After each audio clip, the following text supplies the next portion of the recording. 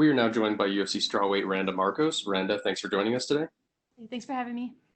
First question will go to Gabriel Gonzalez with Cage Side Press. Hi, Randa. This is your second fight pick after the roller coaster of the last one in May. What is the feeling like now, where I'm assuming everything is a little more organized and less of a surprise? I'm a little more confident now. When I was my last fight, the coronavirus stuff had just started and everything was kind of like up in the air and nobody knew what was going on and it's like we might fight, we might not fight, and everything was just craziness. And so now, since we've had so many fights since then, I feel more confident and more like stress free going into this fight. I feel like everything's a little more under control. After watching it back, what did you take from the fight with Amanda Ribas when you went back to work in the gym? Um, that fight, I didn't feel myself, and it sucked. I'm really upset with myself for my performance in that fight. She's a tough opponent. She's a very tough opponent. Um, it just, I guess, like she had a faster pace. She was more in my face. So I took that into consideration going into this next fight. I still believe in my skills and everything. I just need to be pushing forward more and yeah, just I don't know, push forward more. When you have an opponent like Mackenzie Dern, she's so known for her Brazilian Jiu-Jitsu, obviously. Is there temptation to want to grapple with her just to prove a point for yourself?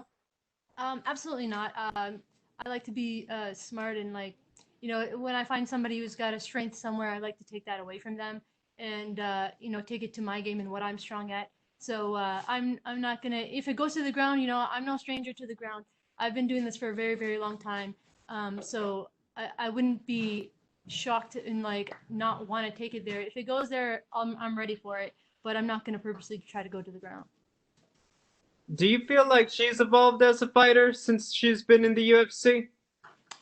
Definitely, she's evolved as a fighter. I mean, you can't not evolve when you're put in with the best women in the world and have to fight and figure it out. So she's definitely evolved. I think, uh, I'm going to get a better version of Mackenzie Dern for this fight, and I'm prepared for it.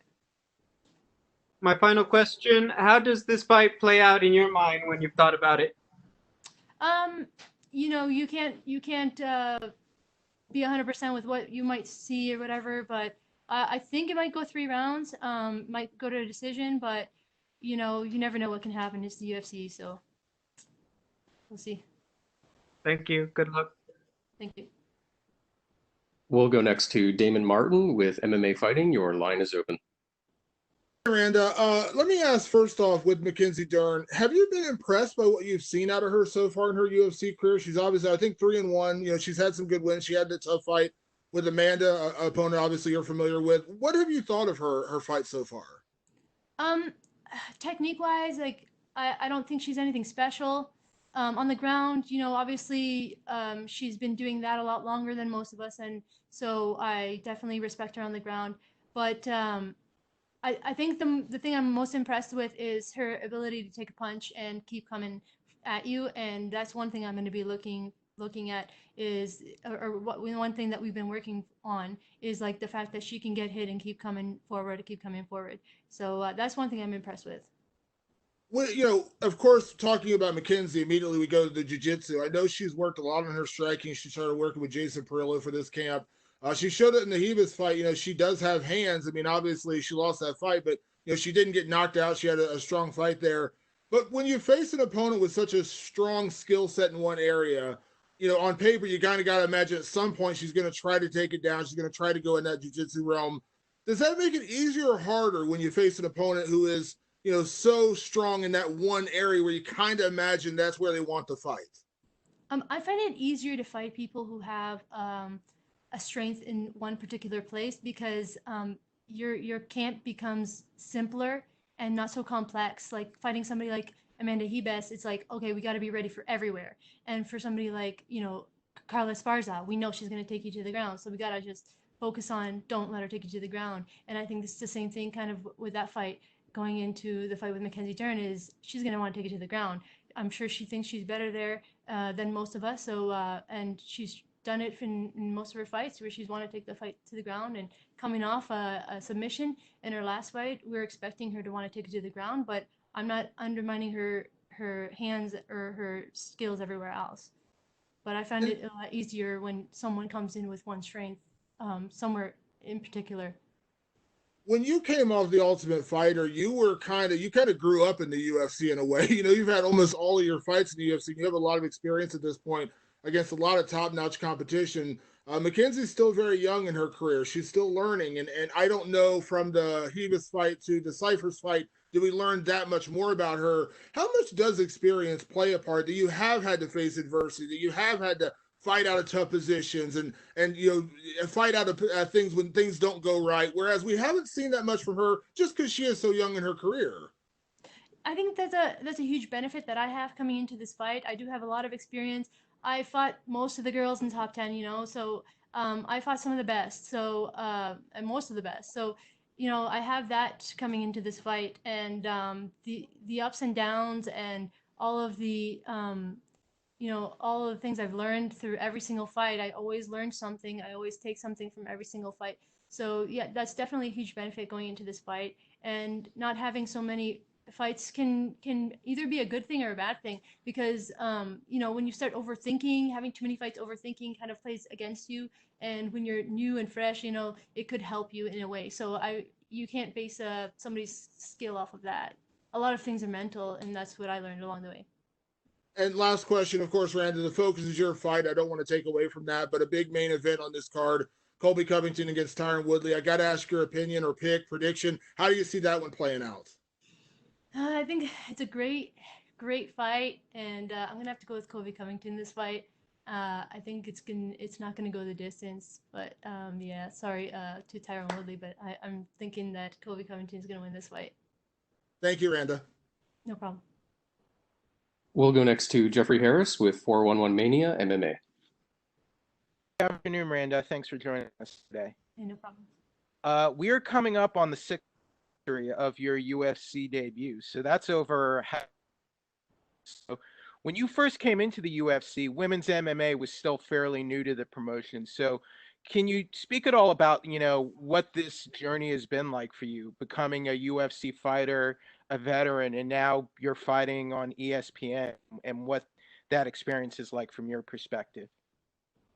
I think my experience with being with the UFC and being here for so long, and being able to have the opportunity to fight like most of the girls, most of the top girls, it's been an honor, and it's been amazing. But I feel like I have so much more to prove, and I have so much more to do, and so much more to accomplish. And it's been great, and we've evolved so much. I think we have one of the toughest divisions, if not the toughest divisions in the UFC right now, with the strawweights. And it's come a long way, and we've proven Also, over and Randa, over. oh, Yeah. okay. Sorry, my connection bugged out there for a second. Also, Randa, do you have any thoughts on matter and the judging? Because most of your losses in the UFC are by decision. Is that something you're looking to avoid, Mackenzie Dern? Because you don't want a Um, bad judge's decision here. No, obviously, I've been in that situation many times, and it sucks, especially when you feel that you've won, and if your opponent says they lost, you know what I mean? It sucks, but you gotta always remember, like, you gotta give it everything you have, and whatever happens at the end, you know, it's not in your hands, and that's one thing I've learned along the way. But yeah, I never go in there wanting a decision. I never go in there wanting a decision, but it happens. These girls are tough, and we've both worked very, very hard to be there, and we're not gonna just, if it happens, it happens. But I'm never looking for a decision. Last year, you fought in defeated Angela Hill, who lined UFC card Michelle Watterson. Did you see that fight? And what did you think of the judge's decision for that fight? Did you think Angela Hill did enough to win, or did you agree with the decision? That was another fight that I had where, a person comes in there with one kind of strength, and you take away that strength from them, and you can beat them. And that was one thing that I was focused on. And watching her fight go the distance, 5 full rounds, where I took it, in the first round, and I ended it. It really made me realize, I'm always learning about myself, and I kind of like don't give myself enough credit. Watching that fight, I realized, like, man, I'm freaking tough. I ended that fight in the first round, and they went the distance. So, but it was an awesome fight. Both girls are tough as nails, and both, I feel that was a great matchup too. And it's all about matchups. That was a great matchup. They both kept it standing. They both, they both, like, their strengths are obviously stand up, and it is a great fight.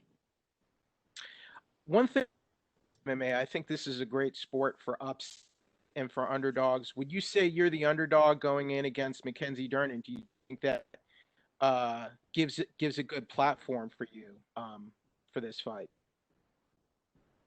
Yeah, going in there as an underdog is not something new to me. I'm almost always the underdog, but it just gives me no pressure, and I'm not looking at this fight like that. I'm just looking at this fight like, I lost my last one. I'm really pissed off on myself, and this is the opportunity for me to prove to myself that, that fight doesn't define me, and I'm just gonna go in there and have fun and do what I've been training really hard for, and whatever happens, happens.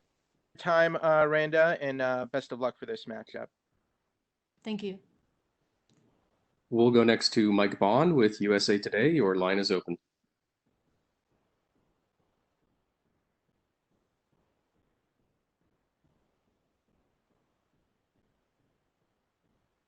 In this situation, do you just kind of feel comfortable here and knowing that every time you've been in the spot, you've been able to get back on track? Yeah, that's one thing. Like, I don't really play it that way in my head. It's just it just happens that way, I guess.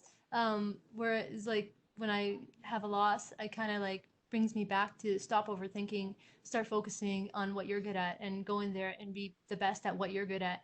And that's one thing I'm taking away from my last fight is like, yeah, that sucks. Stop thinking. And I think overthinking is one of my biggest downfalls. And whenever I have a loss, it kind of like brings me back to normal and like, no, you got this, you can do it.